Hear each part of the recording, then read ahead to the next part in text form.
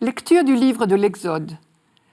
En ces jours-là, Moïse se leva de bon matin et il gravit la montagne du Sinaï, comme le Seigneur le lui avait ordonné. Il emportait les 2 tables de pierre. Le Seigneur descendit dans la nuée et vint se placer là, auprès de Moïse. Il proclama son nom, qui est le Seigneur. Il passa devant Moïse et proclama « le Seigneur, Dieu tendre et miséricordieux, lent à la colère, plein d'amour et de vérité. » Aussitôt, Moïse s'inclina jusqu'à terre et se prosterna. Il dit « S'il est vrai, mon Seigneur, que j'ai trouvé grâce à tes yeux, daigne marcher au milieu de nous. Oui, c'est un peuple à la nuque raide, mais tu pardonneras nos fautes et nos péchés, et tu feras de nous ton héritage. »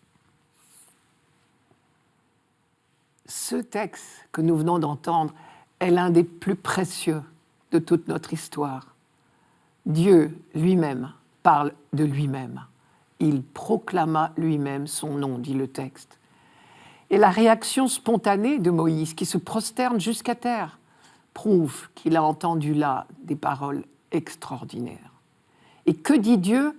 Il s'appelle le Seigneur, Dieu tendre et miséricordieux, lent à la colère, plein d'amour et de vérité. Ce nom, Seigneur, c'est le fameux mot en hébreu, 4 lettres, YHVH, que nous ne savons pas prononcer, parce que depuis des siècles, bien avant la naissance de Jésus, le peuple d'Israël s'interdisait de le prononcer par respect. Ce nom-là, Dieu l'avait déjà proclamé devant Moïse, dans le buisson ardent. En même temps qu'il lui révélait ce qui fut pour toujours, je crois, le socle de la foi d'Israël. Je vous rappelle le texte. « Oui, vraiment, avait dit Dieu, j'ai vu la souffrance de mon peuple en Égypte.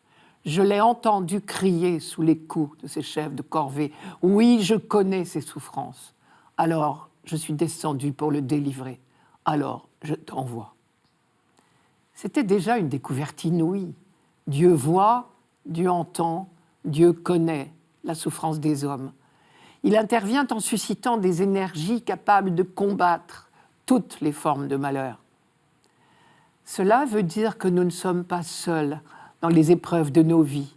Dieu est à nos côtés. Il nous aide à les affronter, à survivre. Dans la mémoire du peuple juif, ce fameux nom Seigneur rappelle tout cela, cette douce pitié de Dieu, si j'ose dire. Et ce n'était pas seulement des paroles en l'air, puisque, effectivement, Dieu était intervenu. Il avait suscité en Moïse l'énergie nécessaire pour libérer son peuple.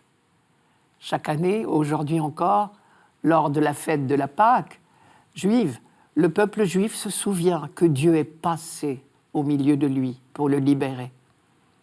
Et avec le texte d'aujourd'hui, nous franchissons une nouvelle étape.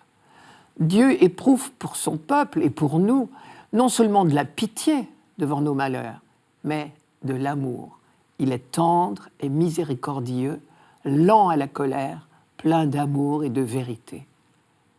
Une chose est d'éprouver de la pitié pour quelqu'un au point de l'aider à se relever. Autre chose est de l'aimer vraiment. Et ce n'est certainement pas un hasard si le texte d'aujourd'hui emploie le mot « passer ». Dieu passe devant Moïse pour révéler son nom de tendresse, comme il est passé au milieu de son peuple dans la nuit de la mer Rouge. C'est le même mot en hébreu. Quand Dieu passe, c'est toujours pour libérer son peuple. Et ce deuxième passage de Dieu, cette deuxième libération, est encore plus important que le premier. Car le pire de nos esclavages est bien celui de nos fausses idées sur Dieu. Or, vous avez entendu cette phrase du texte. Il proclama lui-même son nom. Cette phrase, c'est notre garantie. Le Dieu d'amour auquel nous croyons, nous ne l'avons pas inventé. Nous n'avons pas pris nos désirs pour des réalités. Vous connaissez la phrase de Voltaire. Dieu a fait l'homme à son image et l'homme le lui a bien rendu. Eh bien non, ce n'est pas de la Bible ça. Nous n'avons pas inventé Dieu. C'est lui qui s'est révélé à nous, et cela depuis Moïse. Et à l'instant où elle a retenti dans l'humanité, cette révélation était vraiment l'inattendu. On ne s'y attendait tellement pas qu'il fallait bien que Dieu nous le dise lui-même. Et la réponse de Moïse prouve qu'il a parfaitement compris ce que signifie l'expression « lent à la colère ». Et il en déduit « Tu pardonneras nos fautes et nos péchés ».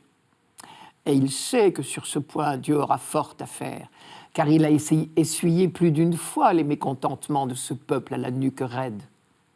Je reviens sur cette expression « nuque raide ».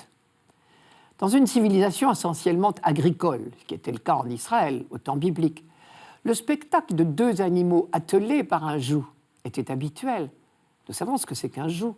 C'est une pièce de bois très lourde, très solide, qui attache deux animaux pour labourer. Le joug pèse sur leur nuque, et les deux animaux en viennent inévitablement à marcher du même pas. Les auteurs bibliques ont le sens des images, on le sait. Ils ont appliqué cette image du joug à l'alliance entre Dieu et Israël. Prendre le joug était donc synonyme de s'attacher à Dieu pour marcher à son pas. Mais voilà, le peuple d'Israël se raidit sans cesse sous ce joug de l'alliance conclue avec Dieu au Sinaï. Et au lieu de le considérer comme une faveur, il y voit un fardeau.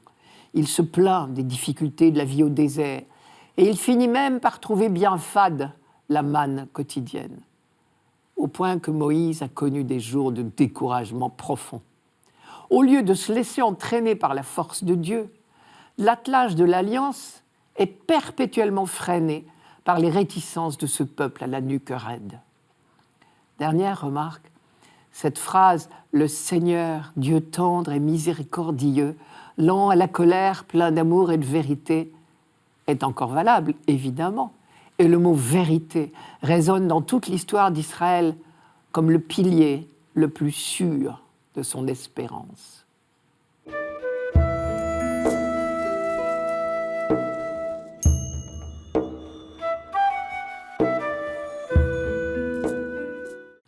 Cantique des trois enfants dans le livre de Daniel.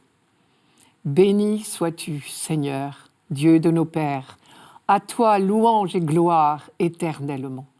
Béni soit le nom très saint de ta gloire, à toi louange et gloire éternellement. Béni sois-tu dans ton saint temple de gloire, à toi louange et gloire éternellement. Béni sois-tu sur le trône de ton règne, à toi louange et gloire éternellement.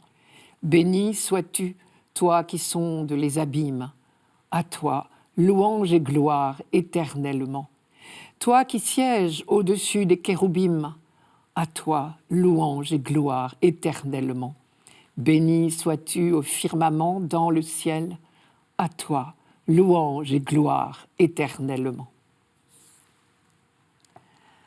Le livre de Daniel, vous le savez, est un écrit de résistance, composé pendant la terrible persécution du tyran grec Antiochus Épiphane au IIe siècle avant Jésus-Christ. Pour encourager ses contemporains à tenir bon jusqu'au martyre, s'il le faut, Daniel raconte une histoire, l'auteur raconte une histoire, celle d'un certain Daniel, justement, qui aurait vécu plusieurs siècles plus tôt et dont la foi indomptable avait surmonté toutes les épreuves et les persécutions. Le livre parle donc en apparence de Babylone et du roi persécuteur Nabuchodonosor au VIe siècle avant Jésus-Christ. Mais entre les lignes, tout le monde comprend qu'il s'agit d'Antiochus. L'un des épisodes fameux rapportés par le livre de Daniel est le supplice infligé à trois jeunes gens qui avaient refusé d'adorer une statue en or érigée par Nabuchodonosor. Ils avaient été précipités dans une fournaise pour être brûlés vifs.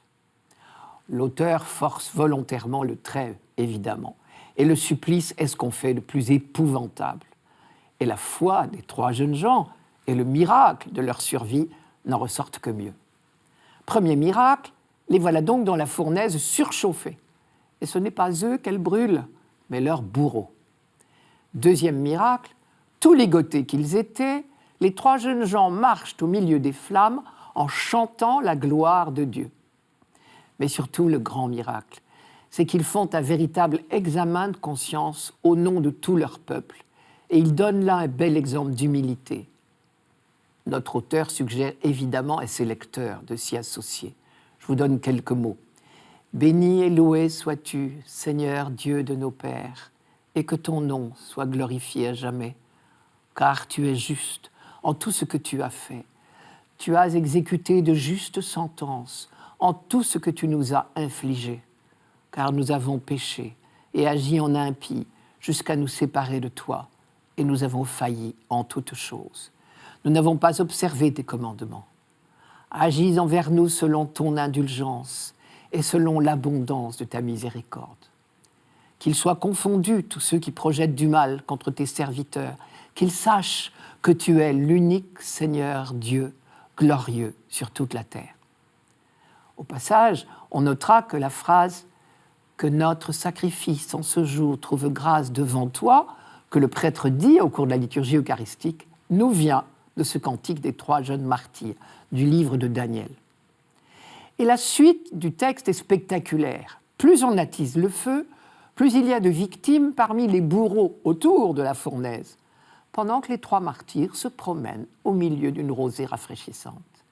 Et alors, du milieu des flammes, s'élève le plus beau chant que l'humanité ait jamais inventé. Et ce sont ces premiers versets que nous chantons pour la fête de la Trinité. Béni sois-tu, Seigneur, Dieu de nos pères. C'est le rappel de l'alliance conclue par Dieu avec Abraham, Isaac, Jacob. Le rappel des promesses de Dieu, mais aussi le rappel de l'alliance vécue au quotidien pendant des siècles. La longue quête d'Abraham, Isaac, Jacob vers le pays promis et la descendance promise. La longue marche de l'Exode avec Moïse. Le long apprentissage de ce peuple choisi pour témoigner au milieu du monde. Malheureusement, au long de cette marche, on a souvent trébuché. Et l'expression « Dieu de nos pères » est plus encore le rappel des multiples pardons de Dieu, surmontant inlassablement les infidélités de son peuple.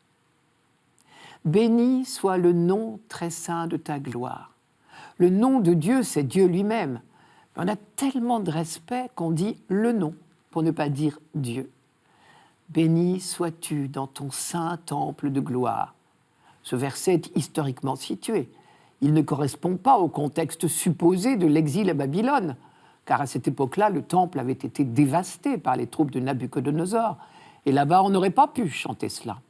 En revanche, à Jérusalem, sous le roi grec Antiochus Épiphane, qui remplace le culte du vrai Dieu par son propre culte, il est très important de continuer à proclamer, fût-ce au péril de sa vie, que Dieu seul est Dieu et que le temple est sacré, car là réside la gloire de Dieu. Et d'ailleurs, les expressions « le trône de ton règne » ou « toi qui sièges au-dessus des kéroubim » sont des allusions très concrètes à l'aménagement intérieur du temple. Je vous le raconte. Dans la partie la plus retirée du temple, le Saint des Saints, il y avait l'Arche d'Alliance, qui était un coffret de bois plaqué d'or. Et sur ce coffret étaient disposées 2 statues de chérubins, les kéroubim en hébreu. C'étaient 2 animaux ailés, avec une tête d'homme et un corps et des pattes de lion. Et leurs ailes déployées représentaient symboliquement le trône de Dieu. Au-dessus des kéroubim, invisible mais certaine, demeurait la présence de Dieu. On en était sûr. C'était un rappel des temps de certitude, où l'on savait d'évidence que Dieu était en permanence au milieu de son temple, ce qui voulait dire, bien sûr, au milieu de son peuple. L'auteur du livre de Daniel déploie volontairement ce chant de victoire. En bon prophète qu'il est, il sait, de toute la force de sa foi, que les puissances du mal peuvent bien se déchaîner, elles ne l'emporteront pas. Dans la tourmente que traversent tant de peuples aujourd'hui, ce message nous est tout autant nécessaire.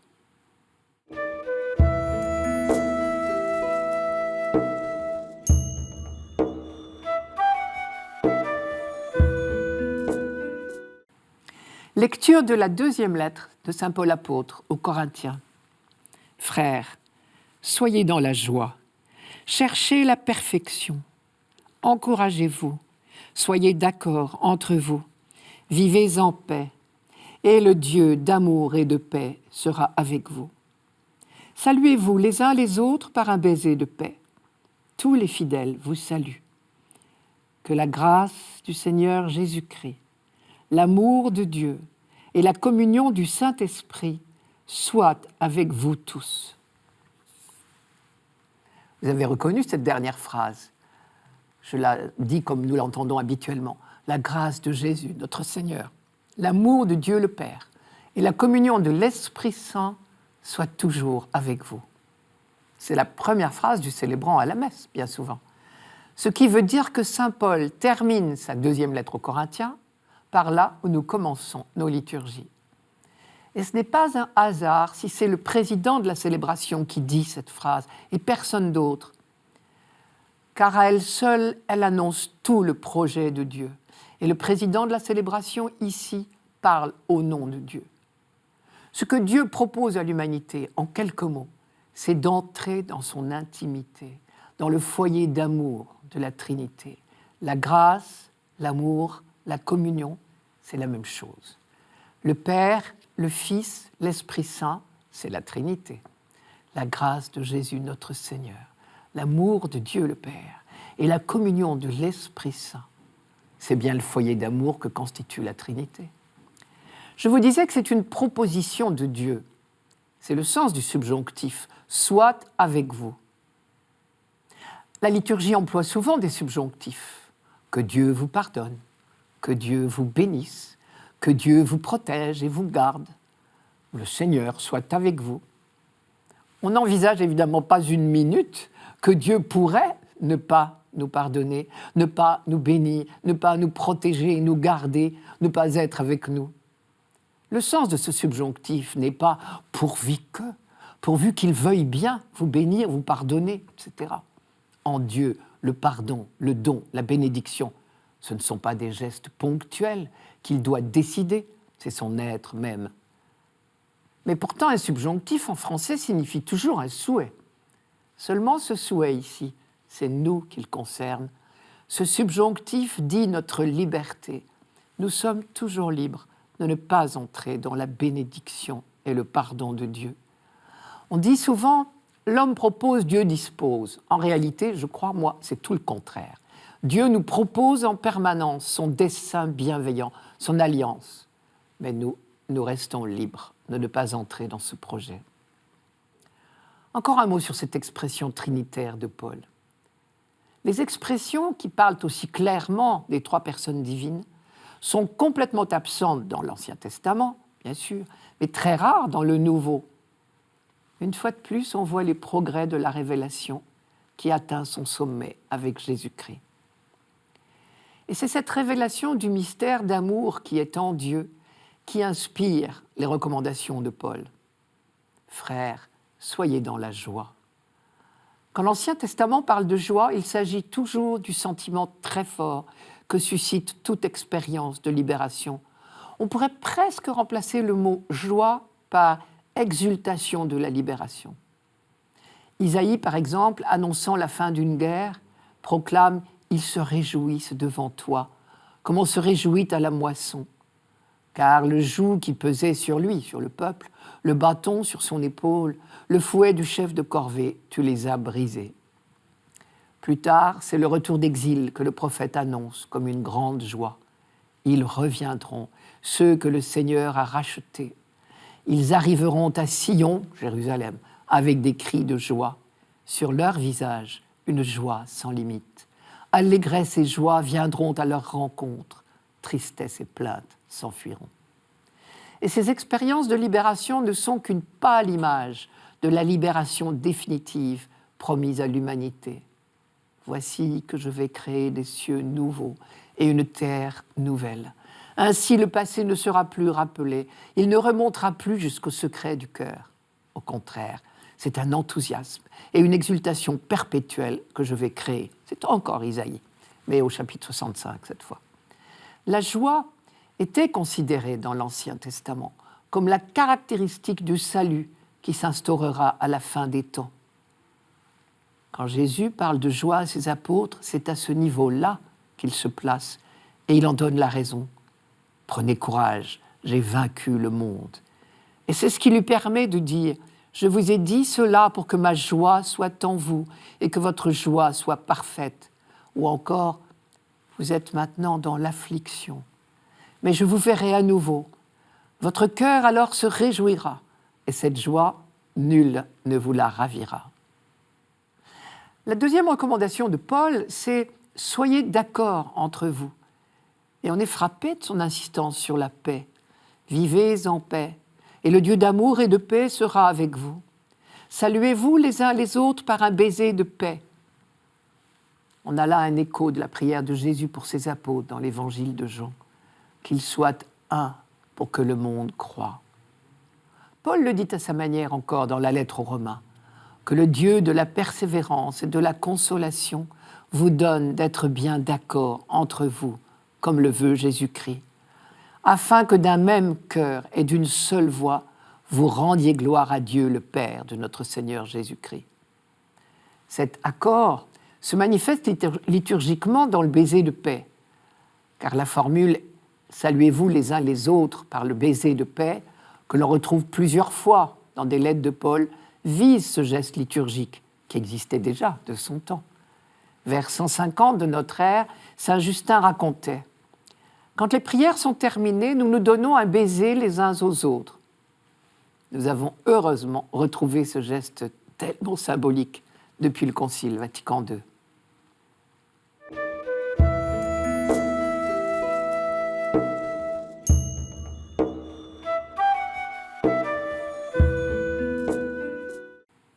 Évangile de Jésus-Christ selon saint Jean. Dieu a tellement aimé le monde qu'il a donné son Fils unique, afin que quiconque croit en lui ne se perde pas, mais obtienne la vie éternelle. Car Dieu a envoyé son Fils dans le monde, non pas pour juger le monde, mais pour que, par lui, le monde soit sauvé. Celui qui croit en lui échappe au jugement. Celui qui ne croit pas est déjà jugé du fait qu'il n'a pas cru au nom du Fils unique de Dieu.